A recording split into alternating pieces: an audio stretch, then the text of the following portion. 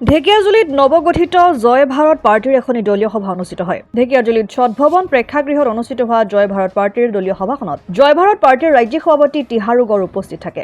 উল্লেখ্য যে সম অধিকাৰ সম উন্নয়নৰ উদ্দেশ্যৰে 9 ডিচেম্বৰ তাৰিখে প্ৰতিষ্ঠা লাভ কৰিছিল জয় ভাৰত পাৰ্টি নামৰ ৰাজনৈতিক দলটোৱে। বিগত সময়ছোৱাত বিভিন্ন সমস্যাৰ সন্মুখীন হোৱা আদিবাসী লোকসকলৰ লগতে প্ৰতিটো জাতি জনগোষ্ঠীৰ অধিকাৰ আৰু উন্নয়নৰ বাবে জন্ম লাভ কৰা ৰাজনৈতিক দলটোৱে এতিয়া ৰাজ্যৰ বিভিন্ন স্থানত ৰাজনৈতিক দলীয় সভা অনুষ্ঠিত কৰি আহিছে। সমান্তৰালভাৱে বৃহস্পতিবাৰে ঢেকিয়াজুলিতো দলীয় সভা অনুষ্ঠিত কৰে।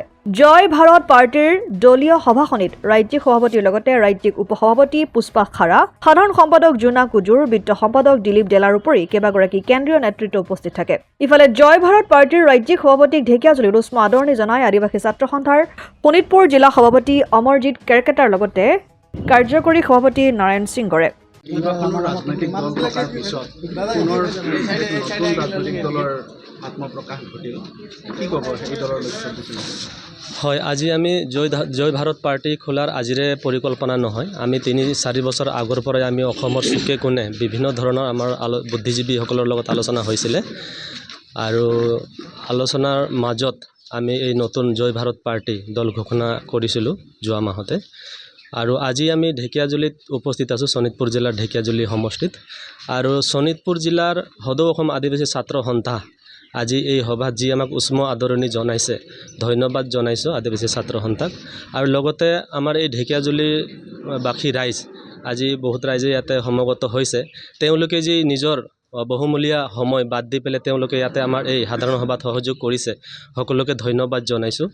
আৰু চাওক, আমাৰ এই অসমত এই নতুন ৰাজনৈতিক দলৰ খুবেই প্ৰয়োজন আছে, কাৰণ আমাৰ বহুত কাম কৰিব লগা আছে।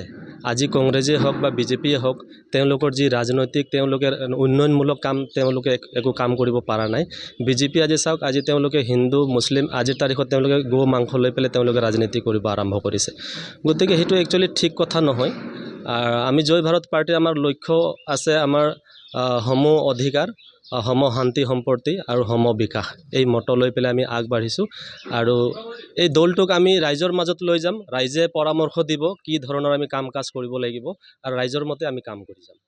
এতিয়া দেখা গৈছে জয় ভাৰত পাৰ্টি গঠন হোৱাৰ পিছত বিভিন্ন স্থানত আপোনালোকে কেইবাখনো সভা সমিতি আয়োজন কৰিছে আৰু আজি বিজয়িত হৈছে। ৰাইজৰ সঁহাৰি কেনেকুৱা পাইছে? ৰাইজৰ আমি বিপুল সঁহাৰি পাইছোঁ। আজি বিভিন্ন জেগাত মিটিং চলি আছে। আমাৰ আপাৰ আছামতো আমি 4টা ভাগত আমি বিভক্ত হৈ পেলাই আমি কাম কৰি আছোঁ।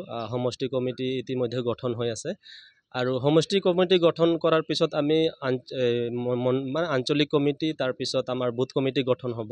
আৰু যিহেতু আগন্তুক পঞ্চায়ত ইলেকশ্যন আহি আছে আৰু পঞ্চায়ত ইলেকশ্যনত আমি সমগ্ৰ অসমতে যিহেতু প্ৰতিদিনটা কৰাৰ আমাৰ সিদ্ধান্ত হৈছে, গতিকে আমি প্ৰথম পঞ্চায়ত প্ৰতিদিনটা কৰিম। তাৰপিছত আমাৰ ইয়াৰ পিছত আমাৰ BTR ইলেকশ্যন আহিব, MLA ইলেকশ্যন আহিব। আমি পৰ্যায়ক্ৰমে গোটেইকেইটা ইলেকশ্যন আমি প্ৰতিদিনটা কৰি যাম। এই নতুন ৰাজনৈতিক দলটোৱে আগন্তুক সময়ত আৰু আকৌ কাৰোবাৰ লগত গৈ এলায়েন্স হ'ব নেকি? নাই, এতিয়ালৈকেতো আমাৰ বিষয়ববীয়া কেন্দ্ৰ সমিতিৰ বিষয়ববীয়া হওক বা জিলা সমিতি একো তেনেকুৱা ধৰণৰ ভাবা নাই। আজি আমি অকলে কাম কৰি আছোঁ, আমি অকলে কাম কৰি যাম। ভৱিষ্যতত দেখা যাব। কিন্তু আজি চাওক, যিমানে দল আছে, কোনো দলৰ আমি কাম কাজ ভাল পোৱা নাই, যাৰ কাৰণে নতুন দল যিহেতু আমি গঠন কৰিব লগা হৈছে। আৰু আমাৰ যোনটো আইডিঅ'লজি, আমাৰ যোনটো লক্ষ্য উদ্দেশ্য, সেইমতে আমি কাম কৰি যাম। আমি ভাবোঁ ৰাইজে আমাক বিপুল সঁহাৰি জনাব আৰু সেই ধৰণৰে আমি এই দলটো আগবঢ়াই লৈ যাম। এতিয়া বিভিন্ন দল সংগঠন আছে, ৰাজনৈতিক দল সংগঠন, যিসকলে মানে সম অধিকাৰ সম উন্নয়নৰ কাৰণে কাম কৰিছে, তেখেতসকলে কি আহ্বান থাকিব? তেওঁলোকক মই এটাই আহ্বান জনাম, তেওঁলোকে যিহেতু পুৰণা দল হয় আৰু তেওঁলোকে ৰাইজৰ হকে কাম কৰক। অসমত বিভিন্ন সমস্যা আছে, তেওঁলোকে বোকা ছিটিকা ৰাজনীতিক যাতে নকৰে, কাৰণ অসমত বহুত সমস্যা আছে। এই সমস্যাৰ ওপৰত তেওঁলোকে কাম কৰিব লাগে বুলি মই আহ্বান জনাম। অৰাজনৈতিক দলৰ নেতৃবৃন্দক কেনেধৰণৰ আদৰণি জনাব, যিসকল অৰাজনৈতিকভাৱে কাম কৰি আছে? হয়, চাওক, আমাৰ অসমত বুদ্ধিজীৱী আছে, সকলোকে মই অনুৰোধ জনাম যাতে আমাৰ এই জয় ভাৰত পাৰ্টিক যাতে সকলোৱে যাতে দিহা পৰামৰ্শ দিয়ে। আৰু বিশেষকৈ আমাৰ আদিবাসী সমাজকো, আদিবাসী যিমানে আমাৰ জাতীয় সংগঠন আছে বা সমাজ আছে, সকলোকে অনুৰোধ জনাম, সকলোৱে আহি, যিহেতু আমি আদিবাসী হৈয়ে এই দলটোক আমি নেতৃত্ব দি আছোঁ, গতিকে সকলোকে আহ্বান জনাম আমাৰ এই জয় ভাৰত পাৰ্টিৰ এই মঞ্চত আহি সকলোৱে ৰাজনৈতিকভাৱে সজাগ হৈ বা এই ৰাজনৈতিকভাৱে আগবাঢ়ি আমাৰ যি জাতীয় সমস্যাবিলাক আছে সকলো আমি সমাধান কৰিব পাৰিম বুলি মই ভাবোঁ। ঢেকিয়াজুলিৰ পৰা প্ৰশান্ত বৈশ্যৰ ৰিপৰ্ট, অসম আদিত্য। NKS হুণ্ডাইলৈ স্বাগতম। নৰ্থ ইষ্টৰ প্ৰথম GDSI 2.0 ফিচাৰ্ছ ডিলাৰ হৈছে NKS হুণ্ডাই।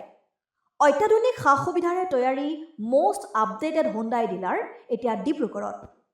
আমাৰ এনগেজ হুণ্ডাই ডিলাৰত open sales consulted room, customer ৰুমৰ লগতে পুৰণি গাড়ীৰ এক্সচেঞ্জ ফেচিলিটিও ৰখা হৈছে।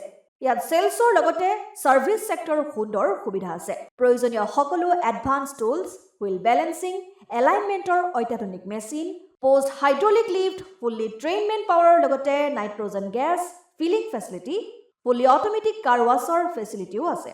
লগতে NKS হুণ্ডাই ডিলাৰে কাষ্টমাৰসকলৰ সুবিধাৰ্থে মোবাইল ছাৰ্ভিচ ভেনৰো ব্যৱস্থা ৰাখিছে, য'ত হাইড্ৰলিক লিফ্ট, ৱাছিং facility, wheel balancing, tyre pressure check কৰাৰ লগতে বহুখিনি সুবিধাই উপলব্ধ আছে।